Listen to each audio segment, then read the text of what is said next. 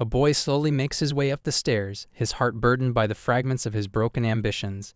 He longs for a life filled with laughter, love, and friendship, a typical school experience that seems lost forever. As he opens the rooftop door, rain lashes against his face. These trigger memories of the past few days. He recalls Monday's brutal beating. This led to Tuesday's humiliation with toilet water. Then came Wednesday's online exposure, and on Thursday he made a desperate plan to escape. Now he stands at the edge. He gazes out into the rain-soaked abyss. His eyes scan the ground below for the perfect spot to end his suffering. His mind is racing. He thinks he might survive if he jumps from this height, but then he tells himself he needs to aim for the ground. Fear grips him as sweat drips down his face. He braces himself to leap, but just as he's about to give up, a soft, soothing voice breaks the silence, asking if anyone is there. He turns to face the speaker, wondering if anyone else is still in the building, and wonders how to react. He turns to her, puzzled by what she's doing. She's staring out through a netted fence. He quickly tells her to wait, worried she might call for someone. But instead, she turns back holding a crow's corpse in her hand. She displays its lifeless body, explaining that it was already dead when she discovered it lying on the ground. He's astonished by her words. She asks him if he wants to end his life, and if so, why he doesn't give his life to her instead. He's still in shock, unable to process her question. He thinks to himself, what is she talking about? The girl explains that dying is a waste and that he could give his life to her to make something beautiful. Her words leave him stunned, unsure how to react. She tells him he still has a whole lot of living to do and plenty of good times ahead. He protests that she is unfamiliar with his situation and should not act like she has all the answers for him. He accuses her of coming to make fun of him. She assures him that's not her intention and she wants to put his life to good use. Her words calm him down. She shows him the dead crow again and asks for his thoughts about it. He looks at her with a questioning expression, wondering what she's getting at. She thinks the crow is cute, but he disagrees. She looks at the crow with disgust and thinks it's ugly. She's standing on the other side of the fence and agrees with him. To her, the dead crow is just a smelly, rotten thing. She tosses the crow's corpse aside. Her words trigger memories of bullying. People called him an idiot and told him to die already. He looks at the crow's lifeless body and thinks it's in a better place than him. He feels a wave of sadness as he reflects on his life.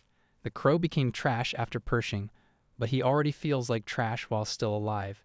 Desperate and hopeless, he confides in her. She listens intently, then asks if he wants to die because he feels like trash.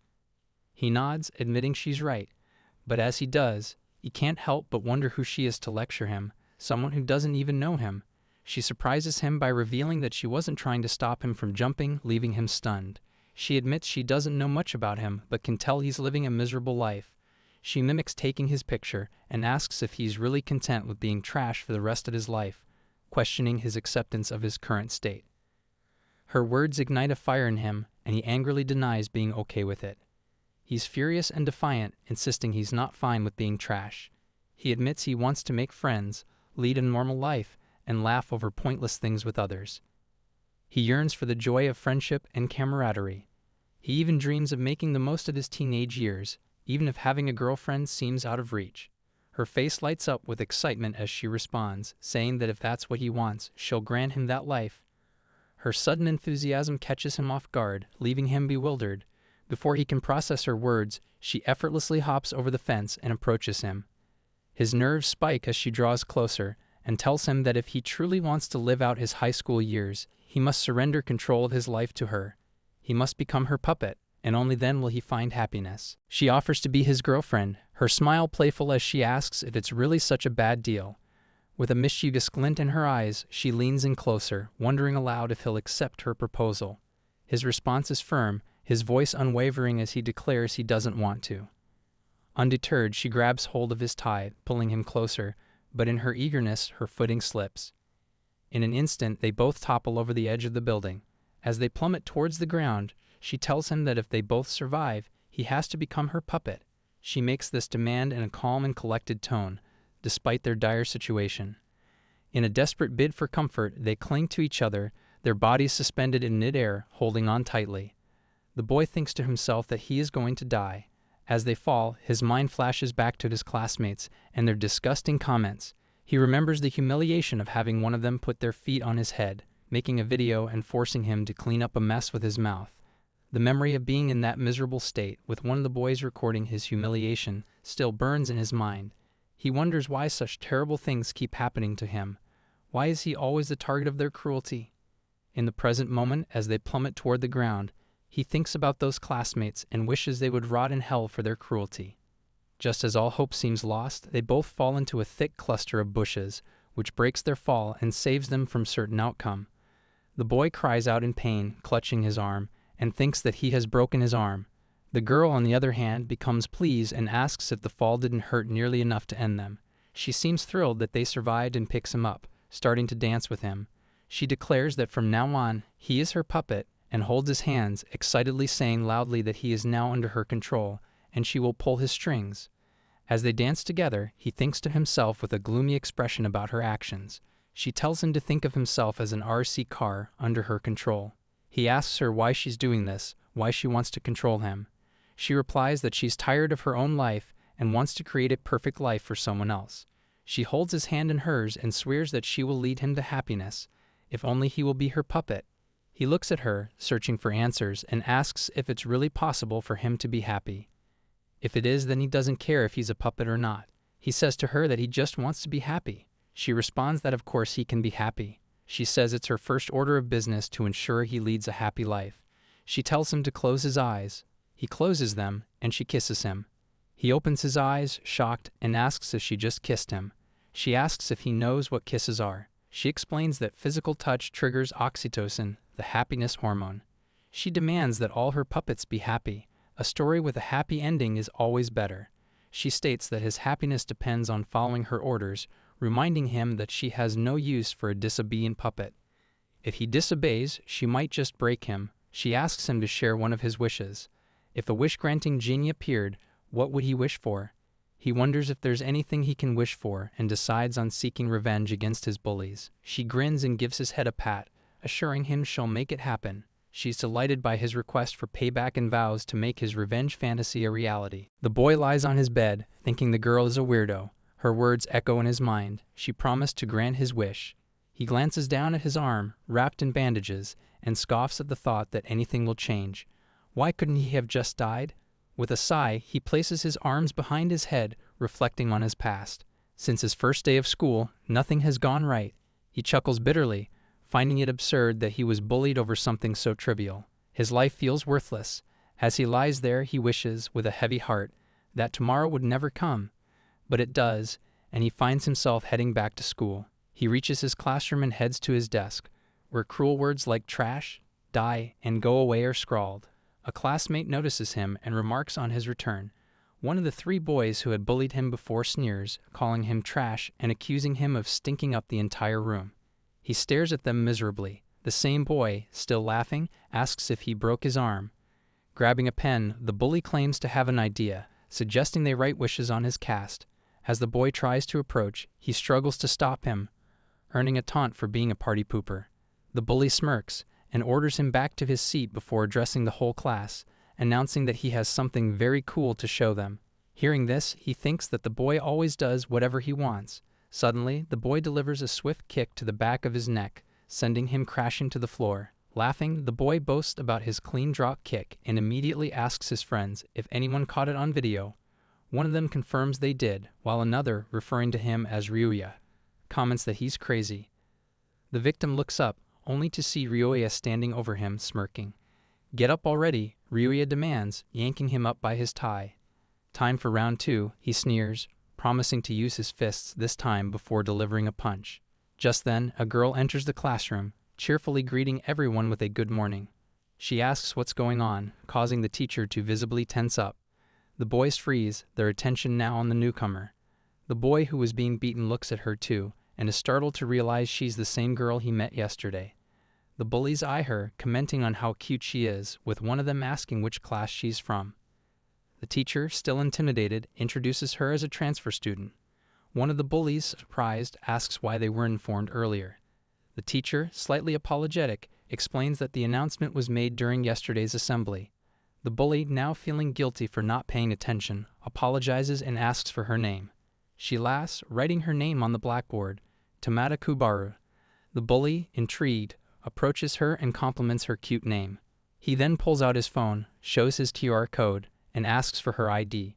She shares her code, and he quickly adds her as a friend, suggesting they chat more later. Meanwhile, the boy who was being bullied stands off to the side, feeling defeated. But then, Tomata notices him, her gaze softening. She asks about his caste and inquires about his name. Smiling, she walks over to him, her eyes filled with genuine concern. "I missed my chance to ask you yesterday," she says, standing close, her interest in him unmistakable. She walks up to the boy and asks for his name. "Kiba Yudo," he replies quietly. She smiles, thinking his name sounds pretty cool. Ryuya, watching their interaction, smirks and teases, "Looks like you've got a crush on him." He jokes that she must have a screw loose and tries to further humiliate Kiba by sharing an embarrassing story, laughing as he recalls how Kiba stepped in dog poop on his first day. Instead of laughing, she takes Kiba's hand and leads him toward Ryuya. With a calm but firm tone, she asks, "Why should I care about your joke?" Her voice carries a hint of disinterest, making it clear that she finds Ryuya's attempt to embarrass Kiba completely unimportant. She turns to the teacher and asks where her seat is. The teacher, still scared, points out her seat next to him. She can't shake the feeling that this must be fate. Delighted to be sitting next to him, she settles into her seat, unable to stop smiling. He glances at her and, catching her enthusiasm, smiles back. Ryuya looks like he's lost his chance to impress her. He scowls and turns away, muttering to himself. The teacher begins the lesson, relieved that the commotion has settled. She gestures for him to sit with her, and they both sit down together. He watches them, thinking to himself that she chose him, a lame loser who stepped in dog shit, and wondering why. He can't understand why she's being friendly with him. He thinks this can't be happening and tells himself to get out of his sight, calling him a piece of trash. He pulls out his phone and texts someone, inviting the transfer student to post the video. He smirks, feeling satisfied with his plan. Meanwhile, they sit on the stairs together. He mentions that it's lunchtime and asks if she wants to eat with someone else. She prefers not to, thinking this is the perfect opportunity for a strategy meeting. He looks curious and asks what she means by that. She asks if they didn't discuss it yesterday or if he's already forgotten. She's excited to get revenge on their bullies. She mentions getting invited to the class group chat and shows him her phone. The embarrassing video of him is on the screen. She thinks the guy wanted her attention and got upset when he didn't get any. He holds her hand and looks miserable. He doesn't want her to watch the video. She tells him it's too late, she's already seen it. He becomes defensive, ashamed of being naked in the video. He covers his face with his hand and asks why she watched it. Furious, he tells her that while it might be just a little embarrassing for her, it's something he doesn't want anyone to see. She asks if that's true, pointing out that it hasn't been posted publicly. He thinks it's only been shared within the group chat. She suggests they publish it themselves, taking control of the situation. His mouth drops open in shock at her suggestion. She shows him the video again, suggesting they publish it themselves. He reacts angrily, refusing to do something so humiliating, insisting that no one in their right mind would. As she continues showing him the video, he snaps, asking if she didn't hear how much he hates it. Frustrated, he feels like she's not listening. She calmly asks if he doesn't want the video to spread, and he shouts, yes, before demanding to know why she's being so persistent. She reminds him that getting revenge on his bullies was his idea, and she's only helping him achieve that goal. He grumbles that there must be other ways to get revenge. She challenges him to share his plan, offering to change tactics, but making it clear that he has no choice but to confront the video again. He falls silent, suddenly still. She then coldly states that there's no revenge without risk, questioning whether he's too foolish to understand that. He looks down, defeated. She softens her tone, reminding him that his life almost ended yesterday, and reassures him that everything will be okay. She looks at him and says that if he was strong enough to stand on the ledge, then this shouldn't be a big deal. She accuses him of not being brave enough to end his suffering, and he furiously yells back that he was genuinely ready to die. She approaches him, saying that if he was willing to take that risk, then this is no big deal. She reveals that she's created an account and written a text for him, showing him her phone. She tells him all he needs to do is press the upload button. He's surprised to see the text, which is about bullying, and realizes what she's planning. She clarifies that they will pretend to be the bullies, and that by doing so, they'll be using a clever tactic. She notes that online, it's more effective for the culprit to brazenly post their crimes rather than the victim confessing their story. This approach is more likely to spark mob justice. She emphasizes that by uploading the video, they'll capture everyone's attention and ensure maximum impact. Her plan is to use the bully's own actions against them, turning the tables and putting them in the spotlight. She adds that the new account has no followers, but by using popular streamer and other viral hashtags, his misery-filled video will quickly go viral and set the internet ablaze. She approaches him with a satisfied smile, saying that once the video is out, they can let society mete out its own justice. He expresses concern, pointing out that this plan will cause a lot of problems for their school. She tells him bluntly that the school doesn't care about him and that he's the only one who can save himself. She tries to pump him up, insisting he has the power to take control of his situation. Dismissing his concerns about the adults, she argues they're too apathetic to help him anyway. She warns him that if he doesn't act now, he'll be miserable for the rest of his life, asking if that's really what he wants. Urging him to do as she says, she sees the sweat on his brow as he hesitantly asks why he has to do this. She calmly responds that it will make him happy, reassuring him that she'll always be there to protect him. Reluctantly, he posts the video and watches it upload, telling himself that no one will notice since the account has 0 followers. He feels a brief sense of relief, convincing himself that, of course, no one would see it. But then, to his surprise, comments start pouring in. As he scrolls through the comments on his phone, fear takes hold, causing his hands to tremble until the phone slips from his grasp. Noticing his reaction, she leans in close and whispers in his ear, reassuring him that he did a good job. She hugs him from behind, then bends down to pick up her phone from the floor. Holding it in her hand, she remarks that they have no choice but to wait it out and head back to class. Meanwhile, a student rushes up to Ryuya, concern etched on his face. "What's going on?" he asks. The boy tells him to check the group chat and to quit smoking. After seeing the message, Ryuya is shocked and asks if it's real. Laughing, he dismisses it as just a tweet, saying it's unclear who posted it. He smashes his cigarette, asserting that everyone will forget soon enough. He doubts anyone could trace it back to their school, and even if they did, he thinks no one would have the guts to show up, which only makes him laugh harder. However, his laughter is abruptly cut off as someone new approaches. His companion leaves, but the newcomer challenges Ryuya's earlier confidence, hinting that someone does indeed have the guts to confront the situation. The person holds up their phone, displaying the Bakabaki violence channel. Ryuya looks surprised and asks who they are. The boy, shocked that Ryuya doesn't know Bakibo, reveals that Bakibo has 5,000 subscribers.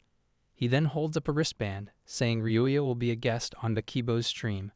As he tries to put the band on Ryuya, who resists and slaps him, the boy quickly turns the camera on himself, showing the audience that Ryuya hit him and asking if they saw the chat. He tells Bakibo it was just an accident, but he asks if Ryuya's excuse.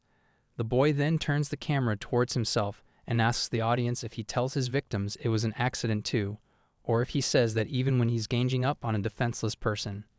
In response, Ryuya tries to explain that they were just messing around.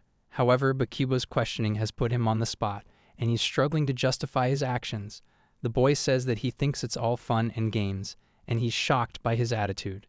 Bakibo tells the audience that he's a piece of shit and that guys like him are the ones who ruin their society.